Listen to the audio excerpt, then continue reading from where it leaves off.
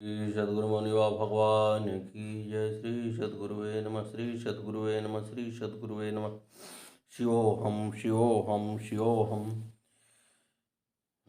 भगवन् सर्वधर्मज्ञं व्रतानां व्रतनायकं ब्रूहि मे कृपयां शंभो गुरु महात्ममुत्तमम्। पार्वती फिर कहती हैं कि आप तो स्वयं भगवान स्वरूप हैं, सभी धर्मों के पूर्ण ज्ञाता हैं, यहाँ तक कि धर्म की स्थापना करने वाले भी आप स्वयं हैं। आप सर्वशक्तिमान हैं। फिर आपका यह कौन सा नियम है, कौन सा व्रत है जिसके अनुसार आप किसी को नमस्कार करते हैं? यदि आपसे भी कोई श्रेष्ठ है तथा आपका भी कोई गुरु है जिसको नमस्कार करने का आपने व्रत ले रखा है, तो कृपा करके ऐसे उत्तम गुरु का महात्म मुझे बताइए जिससे मेरी शंका का निवारण हो सके। मैं उस गुरु की महिमा जानना चाहती हूँ। इति सम्प्रार्थितं शाश्वन्महादेवो महेश्वरः आनन्दभरितः स्वास्ते पार्वतीमिदं ब्रवीत्। पार्वती के बार बार प्रार्थना करने पर महादेव महेश्वर आनंद से बहुत प्रसन्न हुए। जब कोई जिज्ञासु ज्ञान प्राप्ति की इच्छा से किसी सद्गुरु से तत्व ज्ञान की जिज्ञासा करता है तो गुरु को हार्दिक प्रसन्नता होती है तथा वह अपना संपूर्ण ज्ञान उसे देना चाहता है। पार्वती की जिज्ञासा से भी भगवान शिव ने गुरु की महिमा का उनके सामने वर्णन किया। इस संसार में गुरु की क्या महिमा है, कौन गुरु होता है, गुरु का क्या कर्तव्य है, शिष्य कैसा होना चाहिए, किसको उपदेश देना व किसको नहीं देना, कौन सद्गुरु हो सकता है, आदि अनेक रहस्यों को भगवान शिव ने पार्वती को बताया। गुरु महिमा का एक वर्णन अन्यत्र कहीं नहीं मिलता। अतः शिव पार्वती का यह संवाद अति महत्वपूर्ण है। श्री महादेववाच न वक्तव्यमिदं देवी रहस्यातिरहस्यकं न कस्मापि पुरां प्रोक्तो तदा भव्यर्थ वदामि तत्। गुरु शब्द भारतीय संस्कृति की ही देन है जिसका विशेष अर्थ है। पश्चिम में केवल टीचर शिक्षक शब्द है तथा थियोसोफी ने मास्टर शब्द का प्रयोग किया है, किंतु गुरु शब्द का विशेष अर्थों में ही प्रयोग किया जाता है तथा भारत में सर्वत्र इसी की महिमा गाई गई है। भारत में कोई भी ज्ञानी ऐसा नहीं है जिसने गुरु महिमा का वर्णन नहीं किया हो। गुरु बिना ज्ञान न होई, ज्ञान का प्रदाता गुरु ही होता है, इसलिए गुरु की महिमा अपार है। श्री महादेव जी पार्वती से कहते हैं कि यह रहस्यों का भी रहस्य है जिसे सर्वसामान्य के सामने प्रकट नहीं किया जा सकता। गुड़ का स्वाद खाने वाला ही जान सकता है, इसलिए गुरु के माध्यम से जिसे ज्ञान हुआ है वही उसकी महिमा का वर्णन कर सकता है। अन्य अज्ञानी जन इसके महत्व को नहीं समझ सकते, इसलिए इसके महत्व एवं महिमा का वर्णन करना उचित भी नहीं है। इस रहस्य को मैंने पहले भी किसी से नहीं कहा। ज्ञान प्राप्ति के लिए गुरु की अनिवार्यता है, इसलिए जो ज्ञान प्राप्ति की जिज्ञासा करता है उसके लिए इसका महत्व जानना आवश्यक है। इसी कारण से पार्वती तुम्हारी भक्ति देखकर मैं इस रहस्य को तुम्हारे सामने प्रकट कर रहा हूँ, इसे ध्यान से सुनो। सद्गुरुदेव भगवान की जय। मम रूपाशे देवी त्वं मतस्थयासि में लोकोपकार को प्रश्नो न केनापि कृतं पुरा। महादेव जी पार्वती से कहते हैं कि हे देवी, तुम मेरा ही स्वरूप हो। मैं यदि शिव हूँ तो तुम मेरी ही शक्ति स्वरूपा हो। शिव और शक्ति सदा से ही अभिन्न रहे हैं। शक्ति के बिना शिव भी स्वरूप हैं तथा शिव के बिना शक्ति क्रियाहीन है। तुम्हारा वह मेरा अनादि संबंध है। तुम मुझ शिव का ही स्वरूप हो, इसलिए इस रहस्य को मैं केवल तुमसे कहता हूँ। तुम्हारा यह प्रश्न लोक के लिए ही भी कल्याणकारी सिद्ध होगा, ऐसा मानकर मैं इस गुरु की महिमा का वर्णन करता हूँ। ऐसा प्रश्न पहले किसी ने भी नहीं किया है। तुम्हारी तत्व ज्ञान की जिज्ञासा से ही मैं इस का कथन करके प्रसन्नता का अनुभव कर रहा हूँ। सद्गुरुदेव भगवान की जय।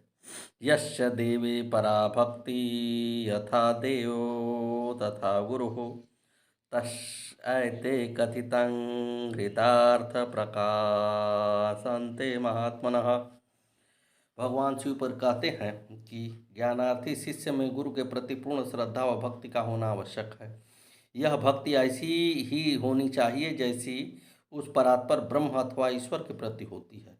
ईश्वर प्राप्ति के लिए भक्ति ही एकमात्र साधना है, किंतु उस भक्ति का रहस्य तो कोई ज्ञानी गुरु ही बता सकता है, जिसे स्वयं ईश्वर को प्राप्त किया है। अन्य कोई भी इसके रहस्य को नहीं बता सकता। इसलिए गुरु की महिमा की ही सर्वविदित है। श्रद्धा एवं भक्ति से रहित पुरुष को दिया गया यह उपदेश व्यर्थ ही सिद्ध होता है। जो व्यक्ति गुरु और ईश्वर में भेद रखता है, जो उसे शरीरधारी मनुष्य ही समझता है, उसको गुरु की महिमा का ज्ञान नहीं हो सकता।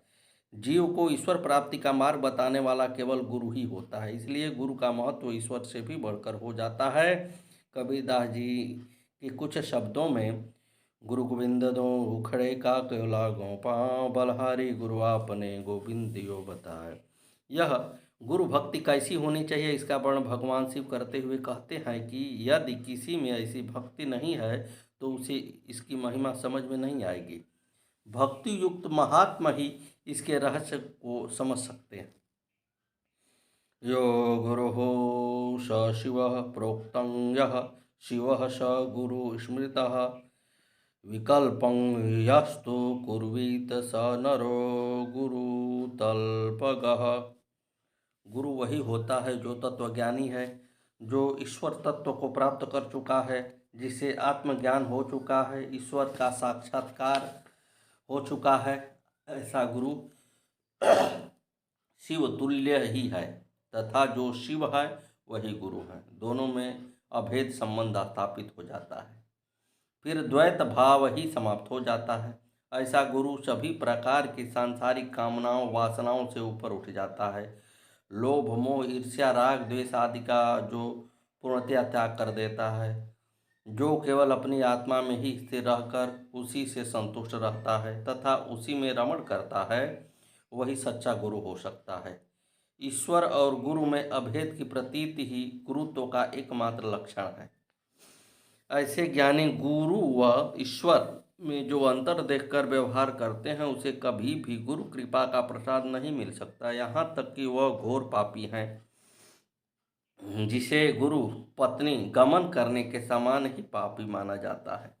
ऐसा व्यक्ति न ज्ञान का ही अधिकारी न है, न उसे कभी ज्ञान प्राप्त हो सकता है। ऐसे कृपालु शिष्य को ज्ञान देने का भी शास्त्रों में निषेध किया गया है। सद्गुरुदेव भगवान की जय। ऐसे कुपात्र शिष्य को सद्गुरुदेव भगवान की जय। वेद शास्त्र पुराणानि चेतिहासादिकानि च मंत्र यंत्र विद्यादीनि मोहनोच्चाटनादिकं सर्वशक्तागमादीनि हृदये च वहवो मता अपभ्रंशां समस्तानां जीवानां ब्रह्मचेतसां जपस्तपो व्रतं तीर्थं यज्ञोदानं तथैव च गुरुतत्त्वं विज्ञाय सर्वव्यर्थ भवेत् प्रिये।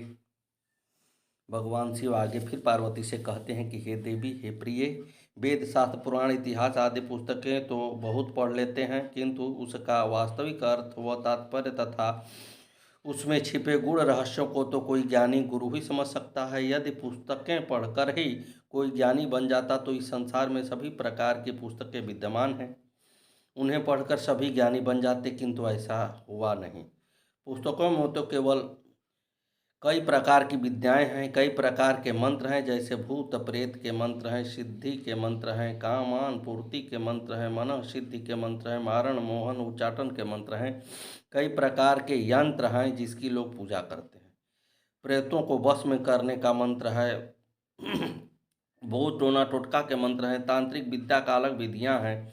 इसके साथ ही शैव शाक्त आगम और अन्य कई प्रकार के मद मनांतर भी हैं, जो उन्होंने विभिन्न विधियों का अनेकों प्रयोग किया है। योग साधना में भी हठ योग, राजयोग, कुंडलनी योग, प्राणायाम आदि कई प्रकार की विधियां भारत में खोजी गई हैं। वह उन पर सफल प्रयोग भी किया गया है, किंतु ये सब विद्याएं गुरु से ही सीखनी पड़ती हैं, जो इसका पूर्ण ज्ञाता हो। मात्र पुस्तकें पढ़कर इस पर प्रयोग नहीं किया जा सकता। फिर ये सभी विद्याएं आत्मज्ञान की हेतु नहीं है। इनसे न तो ईश्वर प्राप्ति होती है, न शांति ही मिलती है। शांति तो एकमात्र ईश्वर प्राप्ति से ही मिलता है, इसलिए उसी के लिए प्रयत्नशील रहना चाहिए। जो भ्रांत चित्त वाले बिना गुरु के इन विद्याओं को मात्र पुस्तकें पढ़कर प्रयोग करते हैं, वे पथभ्रष्ट ही होते हैं। वह कई तो पागल होकर घूमते रहते हैं। कहने का तात्पर्य है कि किसी भी प्रकार की विद्या हो अथवा ज्ञान हो, उसे किसी दक्ष गुरु से ही सीखना चाहिए, तभी उसके सदपरिणाम आते हैं। इसी प्रकार जप तप तीर्थ यज्ञ दान आदि में भी गुरु का दिशा निर्देश आवश्यक है कि इसकी विधि क्या है। अविधि पूर्वक किए गए ये सभी कार्य व्यर्थ सिद्ध होते हैं, जिसका कोई उचित फल नहीं मिलता। पाखंड पूर्वक व स्वयं को अहंकार की तृप्ति के लिए किए गए सभी उपाय उत्तम माने जाने वाले कर्म भी मनुष्य की अधोगति का कारण बन जाते हैं।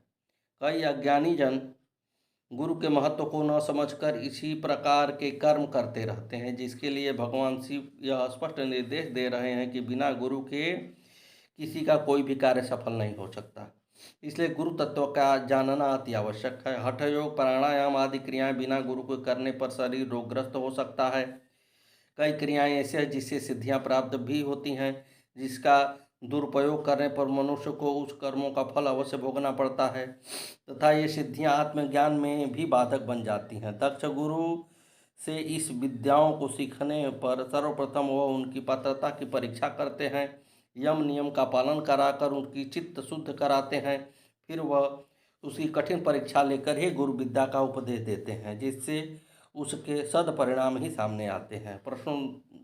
प्रश्नोपनिषद में उल्लेख है कि एक बार 6 ऋषि पिप्लादि महर्षि के पास ज्ञान प्राप्ति की जिज्ञासा से आए तथा वे आत्मा के गूढ़ रहस्यों को जानना चाहते थे। पिप्लाद ने सर्वप्रथम उन्हें 1 वर्ष तक आश्रम में रखकर उन्हें नियम संयम पूर्वक रहने को कहा, जिससे उनकी चित्त शुद्ध हो जाए। चित्त शुद्धि होने पर ही उनको तत्वज्ञान का उपदेश दिया। गुरु की अनिवार्यता इसलिए भी है कि वह शिष्य को पूर्ण नियम संयम और मर्यादा पालन का उपदेश देते हैं, फिर गूढ़ रहस्य ज्ञान देते हैं। कर्म चाहे कैसा भी हो, सांसारिक कर्म हो अथवा आध्यात्मिक ज्ञान, गुरु की अनिवार्यता सर्वसिद्ध है। बिना गुरु के जो भी ज्ञान प्राप्त किया जाता है अथवा कर्म किया जाता है, उसके कभी भी अच्छे परिणाम नहीं आते। यह भटकता ही रहता है, उसे उचित दिशा निर्देश नहीं मिलता। बिना गुरु के जो स्वयं अपनी इच्छा अनुसार चलता है, जो किसी नियम संयम मर्यादा का स्वीकार नहीं करता, उसे निगुरा कहा जाता है, जो जीवन में कभी सफल नहीं हो सकता है। जीवन में वैसे माता पिता से लेकर शिक्षा तथा हर कार्य को सीखने के लिए गुरु की अनिवार्यता है, किंतु आध्यात्म ज्ञान की प्राप्ति के लिए तो गुरु की अनिवार्यता है ही। इसके बिना आध्यात्म ज्ञान हो ही नहीं सकता। यह निर्विवाद रूप से स्वीकार कर लेना चाहिए। सद्गुरुदेव भगवान की जय। श्री मौनी बाबा भगवान नमो नमः। आगे की कथा कल।